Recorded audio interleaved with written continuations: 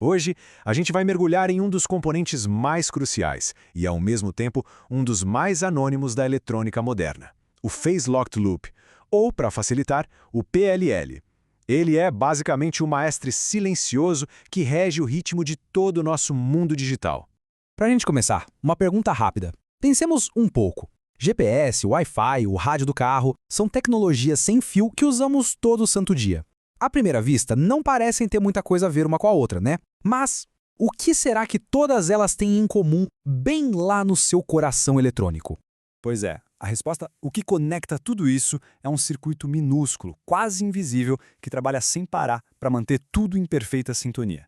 Esse é o PLL, o verdadeiro guardião do tempo no centro da nossa tecnologia. E olha, chamar o PLL de guardião do tempo não é nenhum exagero, viu? A pesquisa acadêmica está aí para confirmar que ele é um elemento vital. Sem ele, coisas como comunicação em alta velocidade ou a sincronização de redes complexas seriam, para ser sincero, praticamente impossíveis. Ok, então vamos ao que interessa. Como exatamente esse circuitinho consegue essa proeza de manter tudo sincronizado com tanta precisão? A ideia central é genial de tão simples. Pensa num maestro e numa orquestra. O maestro está lá, ouvindo a música, ajustando o ritmo para que todo mundo toque em harmonia, certo? O PLL faz exatamente a mesma coisa, só que com sinais eletrônicos. Ele trava a fase de um sinal gerado localmente com um sinal de referência que vem de fora. E como ele faz essa mágica? Através de um ciclo de feedback que não para nunca, com 3 atores principais. Primeiro, o detector de fase. Ele é tipo o ouvido do maestro, comparando o sinal de referência com o sinal local. Depois, entra em cena o filtro de malha, que pega essa comparação e, digamos, suaviza as diferenças. E, por fim, o oscilador controlado por tensão, o VCO, que é a orquestra em si, gerando o sinal de saída final, já corrigido. Agora, vamos focar num componente que é a alma do negócio, o filtro de malha. Porque no mundo real, os sinais de referência quase nunca são perfeitos. Eles vêm cheios de ruído, de instabilidade, uma bagunça.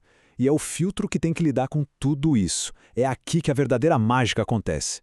Olha só o tamanho do desafio. Na esquerda, a gente tem um sinal de entrada típico, cheio de ruído, de flutuações, uma confusão. Na direita é o que a gente quer, um sinal de clock limpinho, estável, gerado pelo oscilador interno. A missão do PLL é usar a informação daquele sinal bagunçado para disciplinar e limpar o sinal de saída. O filtro de malha é o artista que faz essa transformação, mas não é nada simples. Projetar esse filtro é um ato de equilíbrio muito, mas muito delicado. Se ele for agressivo demais, o sistema todo pode ficar instável. Se for passivo demais, ele simplesmente não limpa o ruído direito.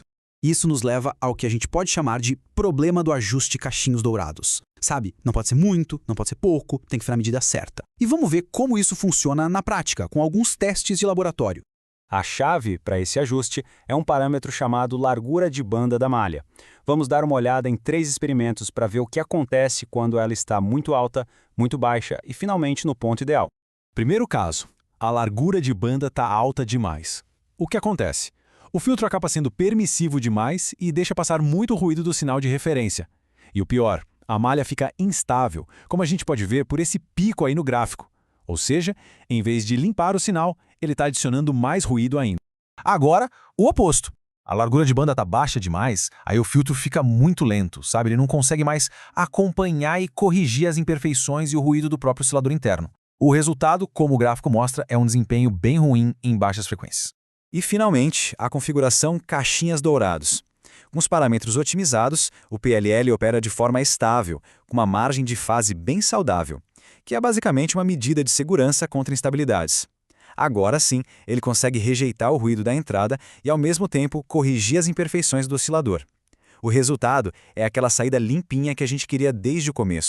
Então, o ponto crucial é exatamente este. O ajuste fino do filtro de malha é o que permite que o PLL atinja seu objetivo. É encontrar aquele equilíbrio perfeito entre ser rápido bastante para seguir o sinal de referência, mas seletivo o bastante para jogar fora todo o ruído indesejado. Esse desafio de ajuste nos leva, naturalmente, à próxima fronteira no projeto de PLLs. Como é que os engenheiros podem prever e otimizar esse comportamento em sistemas que são cada vez mais complexos? Bom, a resposta está em como eles modelam a realidade. Historicamente, a análise era bem mais simplificada. Os engenheiros usavam modelos que a gente chama de reducionistas, que focavam só no erro de fase e basicamente assumiam que componentes como filtro eram ideais.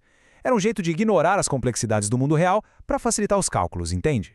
Mas hoje em dia, existe uma abordagem muito mais poderosa. Dá para ver a diferença claramente aqui. O modelo tradicional reducionista é simples, mas ignora as imperfeições. Já o modelo novo, não reducionista, é mais complexo, mas ele simula as tensões e os comportamentos reais do circuito, incluindo as imperfeições do filtro.